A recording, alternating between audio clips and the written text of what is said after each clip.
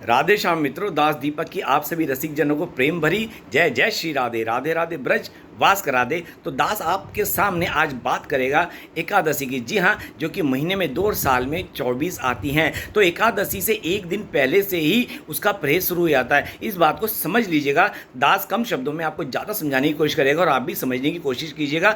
आगे आपकी मर्जी, आपकी सोच। तो एकादशी से एक दिन पहले, जैसे कल 12 तारीख की एकादशी, तो आज 11 तारीख से ही परहेज लग जाता है। आज से आपने कोई भी तामसिक तमोगुण वाला आहार नहीं खाना। जो एकादशी रखते हैं उनके लिए खास तौर पे, जैसे प्याज लहसुन नहीं खानी, चावल नहीं खाना, क्योंकि अगले दिन तक पेट में रहता है।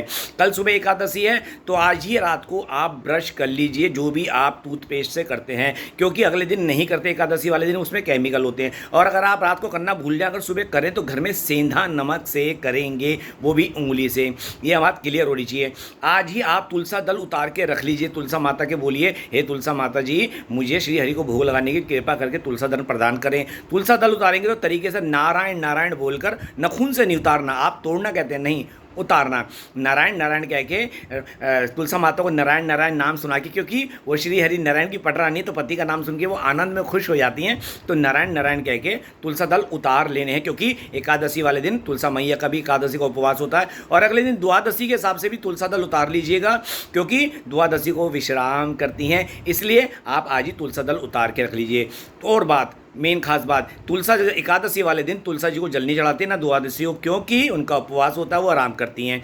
आज शाम को सूरज ढलने से पहले, एक दिन पहले ही आप उनमें पानी डाल दीजिए। अगर आपके घर की तुलसा जी सूख रही हैं, तो आप उनके प्राण बचाने हेतु आप हल्का हल्का जल उनके साइड में, जड़ों में नहीं, गमले के साइड में डाल सकते हैं। ये बोल के, हे तुलसा माता, आपके प्राण बचाने हेतु दास या दासी ये जल आपको समर्पित कर रहे हैं, दे रहे हैं। ठीक है, यहाँ बात आपको समझ आ गई। अब जैसे कि पहले मैंने बताया, वैसे तो कहा गया एक दिन पहले, सूरज ढलने से पहले आपको खाना खा लेना चाहिए, भोजन खा लेना चाहिए। लेकिन ये कलयुग के हिसाब से हर इंसान व्यस्त है, माता बहनें, पुरुष जो जॉब करते रात को आते हैं, तो ठीक है, सात्विक आहार कर लीजिए। याद रहे, सुबह सूरज की किरण के साथ हमारा उपवास शुरू हो जाता है। हर शहर में सूरज की किरण का समय अलग अलग होता है, सूर्योदय का, तो उसके हिसाब से उपवास शुरू हो जाएगा।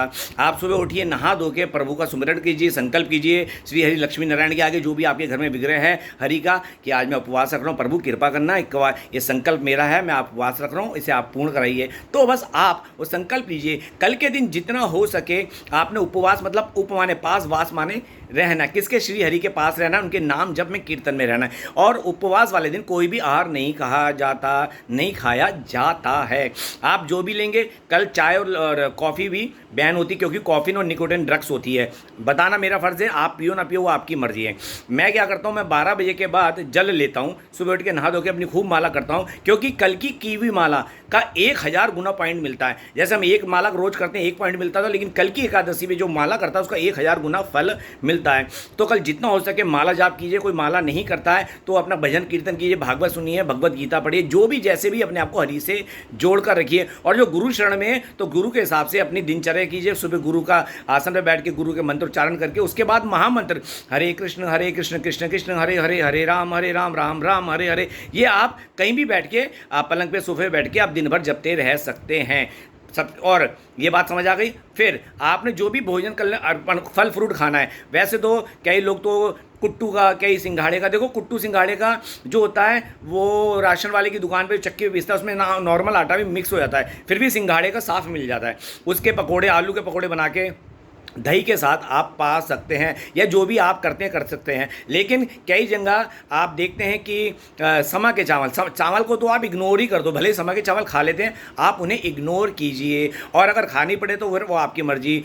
फ्यूज़ा साबूदाना आप प्योर नहीं आता, क्योंकि वो सड़ा के बनाया जाता है, इस कारण उनमें कीड़े पड़ जाते हैं। इसलिए वो शास्त्रों, वो कहते हैं संतों के अनुसार, राजेंद्र दास जी की और कई संतों की वाणी सुनी मैंने, बड़े बड़े संतों की, वो साबूदाने को कहते हैं निषेध, मना कर देते, क्योंकि उनमें कीड़े द्वारा उन्हें पैदा किया जाता है, जिस कारण उसमें कीड़े मर जाते हैं और वो व्रत और उपवास में खाने लायक नहीं है। तो साबूदाने को अवॉइड कीजिए। जो भी हो, आप साधारण फल को प्रभु को अर्पण करके पा लीजिए। और हो सके तो ठाकुर जी को जो भी आप भोग लगाओ द्वादशी वाले दिन, वो भैंस का दूध नहीं, गाय का दूध होना चाहिए। भैंस का दूध ना महादेव को चढ़ाया जाता, ना ठाकुर जी को भोग लगाया जाता। महादेव को भी गाय का ही दूध चढ़ता है, और ठाकुर जी को भी गाय की खीर का, गाय का ही भोग लगता है, गाय के घी का। बताना मेरा फ़र्ज़ है। तो सारे दिन आपने कल नाम जाप करना है, कीर्तन करना है, जितना हो सके।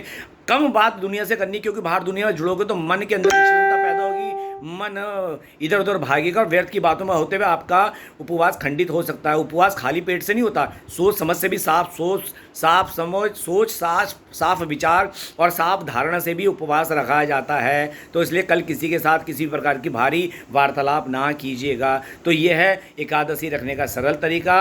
और अगले दिन द्वादशी को जो भी पारण का समय है, सुबह उठिए, नहा धो के जो पारण का समय उस समय आप अग्नि जलाइए, अग्नि जलाकर उस समय आप चावल जो भी खीर वगैरह बनाते हैं उस समय करना है। एकादशी वाले दिन का कोई भी आपने अग्नि जला के काम नहीं करना। जैसी द्वादशी लगे, द्वादशी में जो भी पारण का समय उस समय आप जो जितनी जल्दी बना सकते हैं खीर बनाओ। खीर को भी ठंडा करना है, उसमें तुलसा दल रख के ठाकुर को भोग लगा के अर्पण करके खुद पा लेना, हो गया उपवास पूर्ण। और जो भी कल फल फ्रूट व्यंजन जो भी आप बना के खाएं उसमें भी तुलसा दल रख के प्रभु को अर्पण करके पा लेना। तो ये है एकादशी रखने का सबसे सरल और आसान तरीका, और इसी तरह से रखी जाती है। याद रहे, आज से ही परहेज शुरू हो गया। तो मित्रों, दास की बात कैसी लगी, अच्छी लगी तो जन जन तक शेयर करना, ताकि सभी सनातनी तक दास की वाणी द्वारा ये उपवास करने की विधि नियम पहुंच सके। फिर बता रहा हूं, कल का नाम जप चाहे माला से हो, चाहे मन से हो, चाहे भगवत गीता, चाहे भागवत पढ़ के हो, 1000 गुना फल मिलता है। तो कल का ये पॉइंट कमाने का तरीका, पुण्य कमाने का तरीका छोड़ना मत। तो मिलते हैं अगले वीडियो में।